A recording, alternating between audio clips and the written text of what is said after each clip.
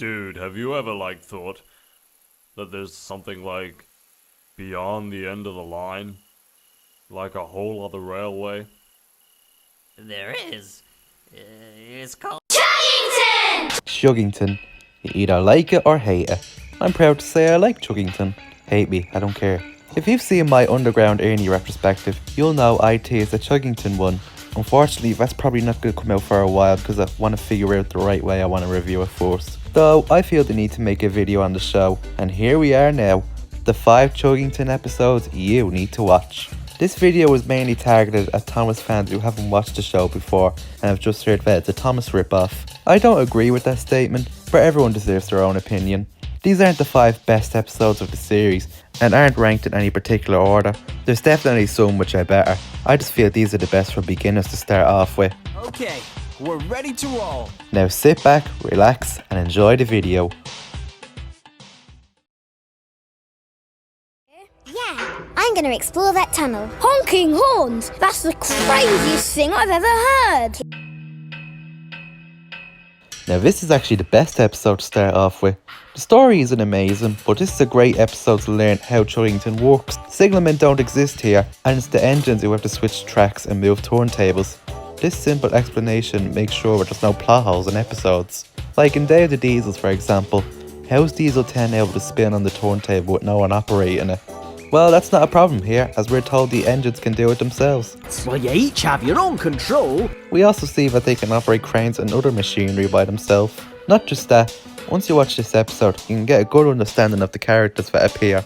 Coco seeks adventure, Wilson is young and naive, Brewster is the sensible one of the group but still learning, Dunbar is the teacher, and Callie is a legend. As mentioned, the story isn't anything amazing or to write home about, but you still get some enjoyment from it. It's also interesting to look in the background of this episode. It was the 4th one ever made, and there's some things that differ from the rest of the series, like Chatsworth's horn and him sleeping in another roundhouse. A pretty solid watch, and defo a great first watch for the series.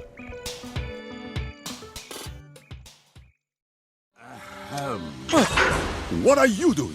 I was just thinking that in the old days, ice cream was kept cool with ice. Ice? Aye, fetched down from an ice cave in the mountains.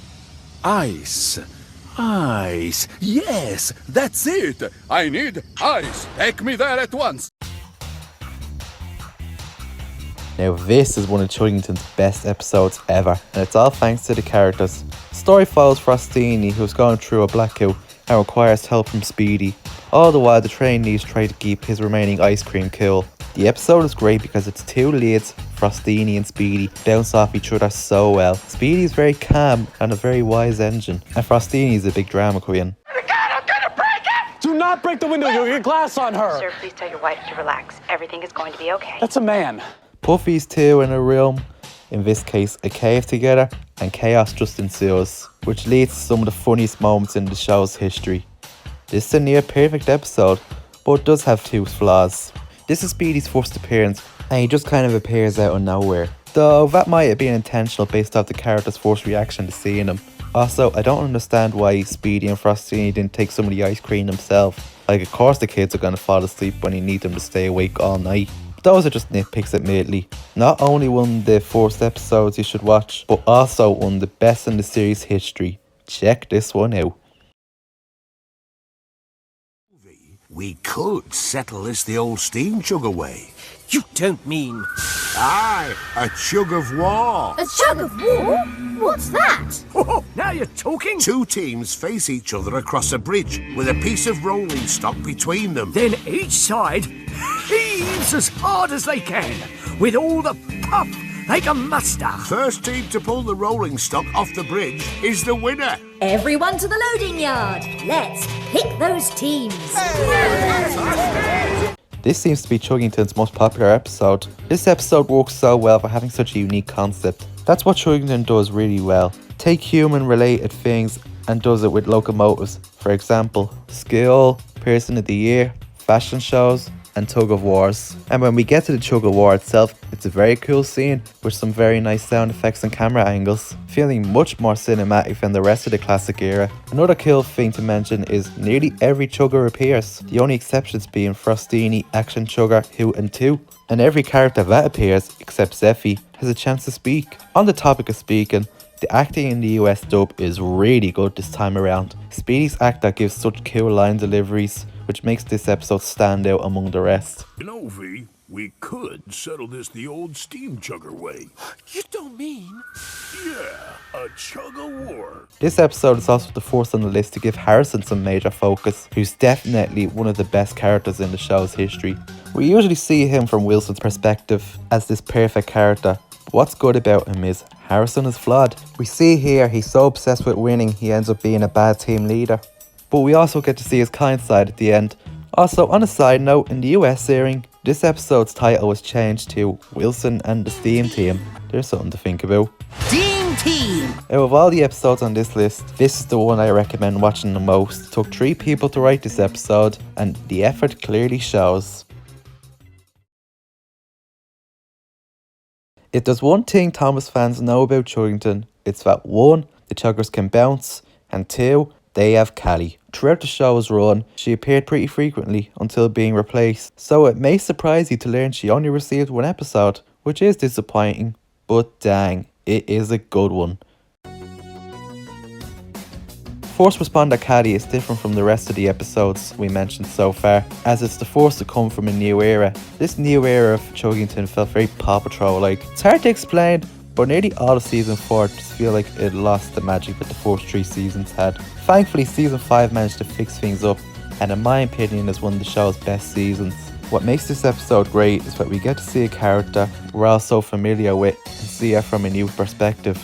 We've known Callie for 5 seasons, and we always see her from another chugger's perspective. This time around, we see things from her point of view, with a lot of insecurities she keeps bottled up. Yeah, just feeling a bit of a spare part today.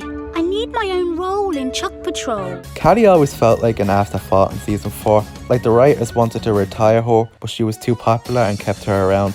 Like, she never had her own role in Chug Patrol.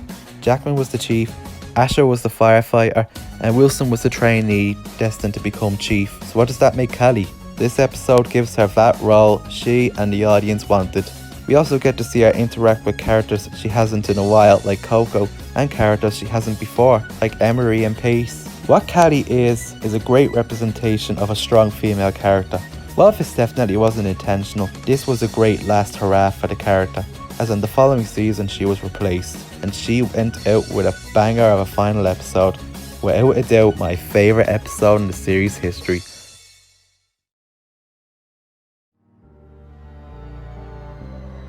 I can't wait till you're feeling better, Hodge. Doing repairs just isn't the same without you. The thing is, Eddie, I can't help you with repairs anymore. Not ever. Oh, Hodge, I'm so sorry. Me too. Helping you is my favourite thing to do in the whole world. Was my favourite thing. I just want to be me again. That's terrible. I can't imagine how sad I'd feel if I couldn't work with the Chuggineers anymore. This episode came from, well, the worst era of the show, what I call the reboot Chuggington. The show really had lost most of its uniqueness and felt so distant from what it was a few years ago. It also didn't help most of the episodes were pretty boring, and I really did start to get sick of seeing Wilson, Brewster and Coco, who are really flanderized and overused this season. I personally choose to forget most of these boring and bland episodes, but Brewster's greatest gift is the exception. This episode stands out among the rest, not only in this season, but the whole show. The writer of this episode, Stacey Greenberg, who I can't look at without thinking of Jane from Breaking Bad, Don't be an asshole. certainly made a great episode, being about organ donation, which has never been done before. Unfortunately, like many of the other season 6 episodes, there are plot holes. Back in season 2, Hodge needed a rape part and they simply just made another one. How come they didn't do that here? Another flaw is the middle part of this episode kind of drags on, but the rest of the episode makes up for it, with some very sweet scenes, and I can't mention this episode without talking about the song at the end. It's so wholesome and is really worth a listen. I can't play it here unfortunately because of copyright. As mentioned earlier, this episode is about organ donation, locomotive aside, and it gives a good moral about how sometimes we have to give up something to help the ones we love. I also like how they mentioned if you're too scared to donate, that doesn't make you a bad friend. In the end, with the exception of the middle feeling a bit boring, everything is handled very well. It's probably the episode I recommend the least on this list, but I still recommend it for its sweet story. It's certainly interesting watching Coco on the tunnel, then going to this just to see how much Chuggington changed. You probably won't love this episode, I feel like I've talked about its flaws more than its positives. However, it's in no way a bad episode. It's certainly worth your time. Give this one a watch. And those were the 5 Chuggington episodes you need to watch. These episodes I feel sum up the series and each era very well. I don't think we'll ever get another Chuggington season considering its 3 failures, but hey, anything's possible. Playrail does plan to re-release their Chuggington toy line, but that's probably just going to be the 3 main characters. Bastard. I'm welcome to be proven wrong about that. Thomas fans usually look down on Chuggington and see it as nothing more than a rip-off, but who knows, maybe after watching these episodes you'll change your mind. Thanks for watching everyone, and comment down below which episodes you recommend the most. I'll see you all in the next one.